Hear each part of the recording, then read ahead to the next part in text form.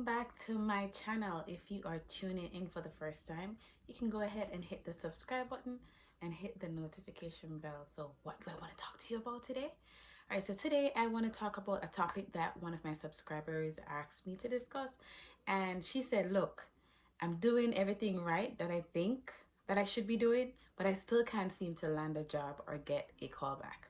So what could I possibly be doing wrong?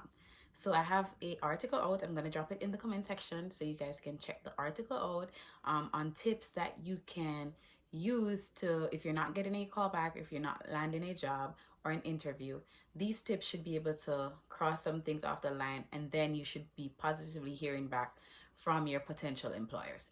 So let's jump into those gems right now. So before I jump into those gems, you may be saying, is she qualified to speak on this topic?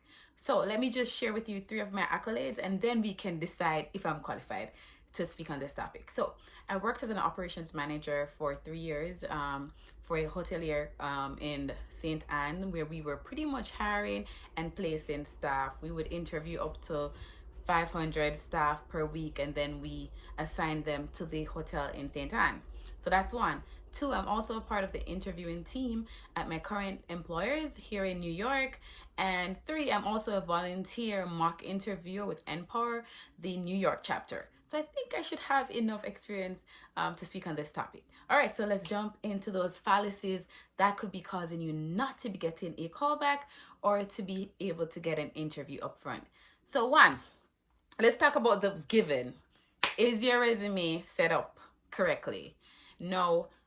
A lot of people end up sending out generic resumes. 1, they may not have access to a laptop. They may not have access to internet. They just may not, know how to do a proper resume. So they may end up asking someone for help. So a generic resume doesn't normally get you a job. What do I mean by this? If it's a company that is thorough when it comes on to reviewing resumes and following the protocols that the company has established, a generic resume will not get you an interview. What do I mean by generic resume? It's just a one-stop fit all, or a one-shop designed to fit all. No.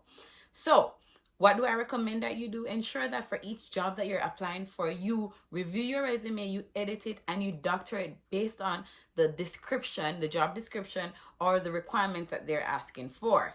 So for example, you may have 10 years experience doing this. You may have 10 past performance or 10 job experiences. It doesn't mean that you have to put those 10 experiences on your resume that you're sending to a company that wants a customer service rep. Just pick the job past performance that relates best with this job description that you're applying for. So let's just say again, we're applying for customer service.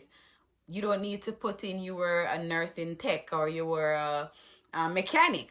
You're asking for, you're doing customer service. So anything that ties in with customer service, you can summarize that, put it at the top of your past performance, and not just grabbing, past performance and just throwing them on your resume. That can end up just being thrown in the dump.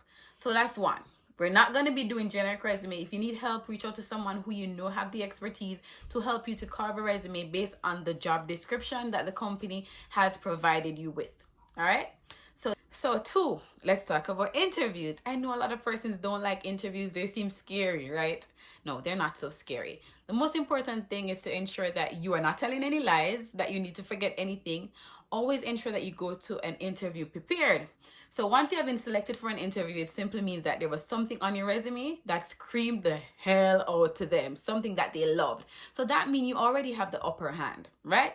So ensure that before you go to the interview, you do a little research on the company. Yes, you make copies of your resume and take those with you to show that you are always prepared in the event that the hiring manager ends up misplacing your resume. They don't have it. You can always have a copy to hand over to them. That also looks good on you. And then yes.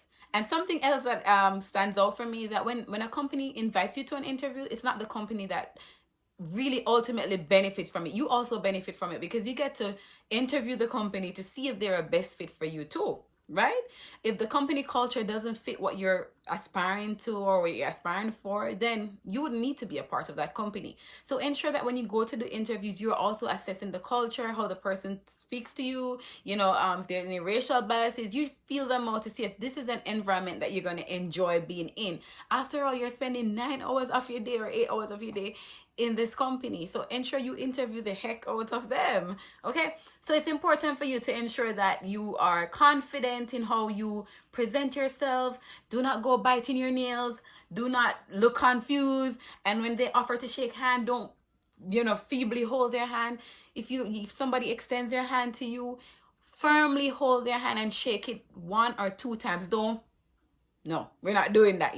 Firmly hold on to the person's hand. 1 bop, 2 bop. That's it. We're done.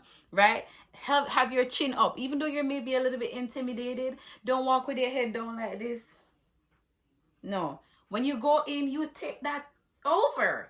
So when you go in, you're walking and you're like, yeah, you walk bold and confident with your head held high. And let me tell you something, even if they ask a question that you don't necessarily have the answer to, listen, answer it as confident as possible. Don't be like, miss, I'm not sure, me never did look upon that. Yes, no, man, use some nice eloquent words to brush it off. You may be shocked. They may end up realizing, yes, that you may not have the exact answer they're looking for, but they realize that you're one that can do a comeback game, right? All right, so let's look at 3.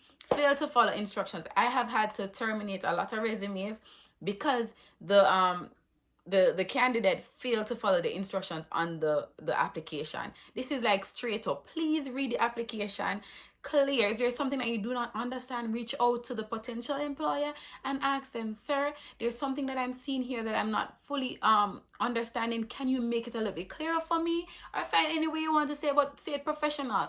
Do not just leave it blank or put what you think it is or what it should be or whatever.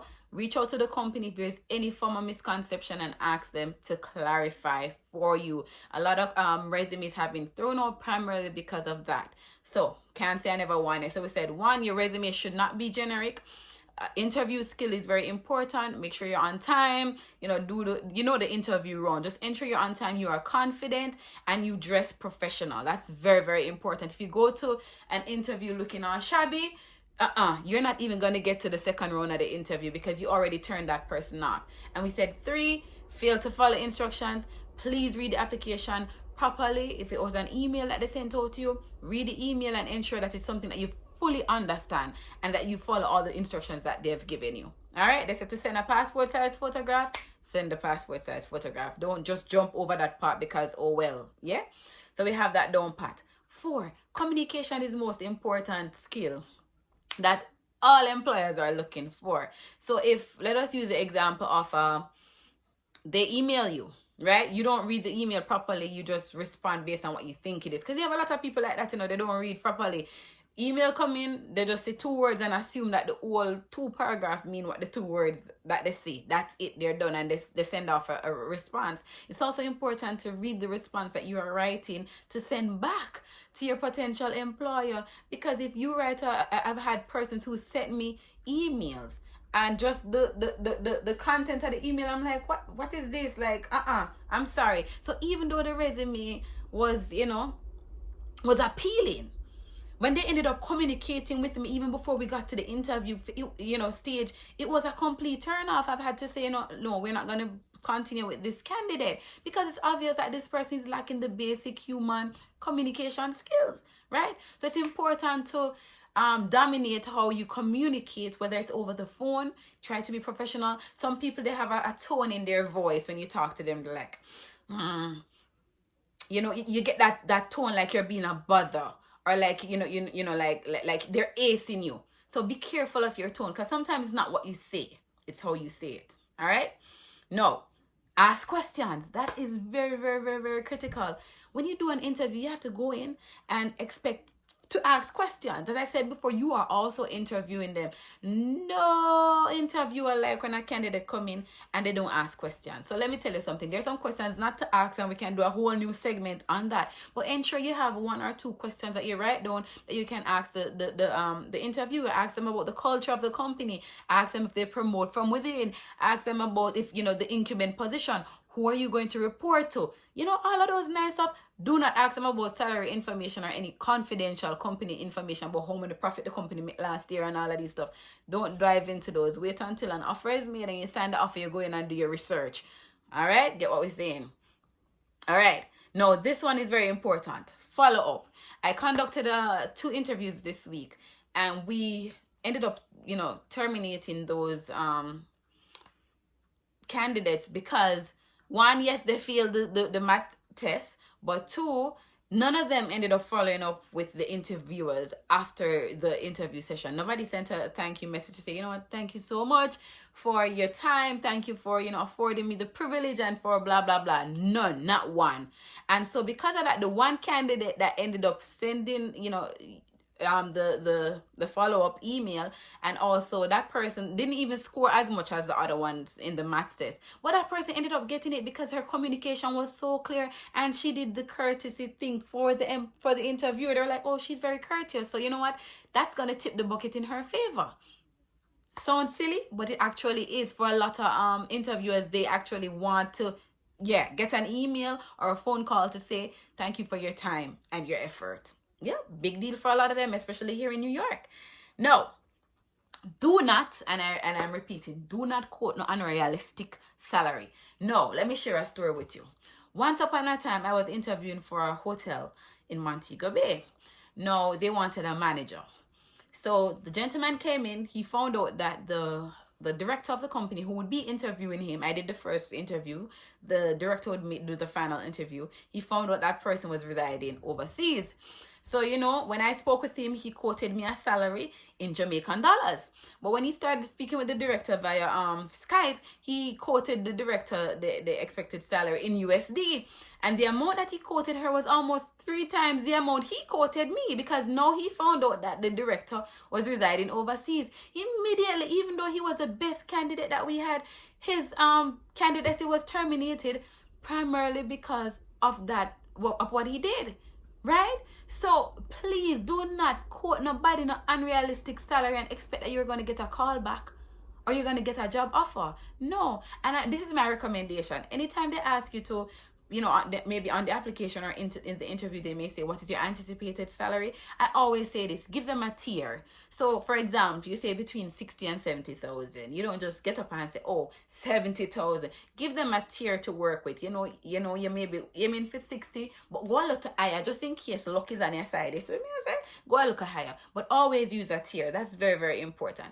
And no, job hunting is not easy. It is a job in and of itself. I can't tell anybody that. I never had the patience for it, for job hunting, because I felt like I was just too good for this. So because of that, I am grateful I don't have to be in the hunt now. But what am I trying to say to you? Do not give in. Do not throw in the towel. Apply these tips that I gave you. I said, 1, no generic resume. So ensure you customize your resume for every job that you're going to send it. Use the job description to help you to carve that resume to what the client is looking for. Because remember, that resume is speaking for you when they are not hearing your voice. Okay? 2, your interview skill. Ensure that you dress professionally, you arrive on time, you walk confident, you talk confident, and when you don't know, sound confident. Yeah? And we say 3, do not fail to follow the instructions that are given to you by your potential employer. It's very important that you follow it to the T to show them that you are good at following instructions and that you can carry out a task when assigned. All right? 4, communication. I can't even overstress this. Jamaican will say we can't even overstress this. Communication is key. Read through any communications that you're going to be sending to your potential employer. You may keep on using that word potential employer because we're claiming it in the name of Jesus. Read through it. If it's on the phone, ensure that you check your voice to ensure that you're not, coming off shaky or weak or funky. Right? And then we move to say, and ensure the contact information on your resume is up to date. There's nothing that an employer hate more than have to be calling or sending email to an email address that gets bounced back. And ensure the email address them look professional too. No sexy carry at yahoo.com. Them there's something they now work. Ask questions when you go into an interview. Please remember that you are also interviewing the interviewer, because you want to know if this company is for you and if the culture is a right fit or a best fit, they would say. Follow up, send an email, send a text message. Thank you for your time. I appreciate and I look forward to hearing from you and working with you. Come on, people. And then we said, do not quote unrealistic salary. Yeah, we established that. When you're quoting the salary, as I said before, it's best to use a tier. Research the industry. If it's a new industry that you're going in and you don't know what the salary is like, research it before you go to the interview, before you fill out the application letter, so that you know what you're asking for and you're not undercharging or overcharging yourself, but you're hitting the nail right on the head. Until next time, this is your Jamaican girl Oshari. Thank you for tuning into my channel, and I'll see you next time.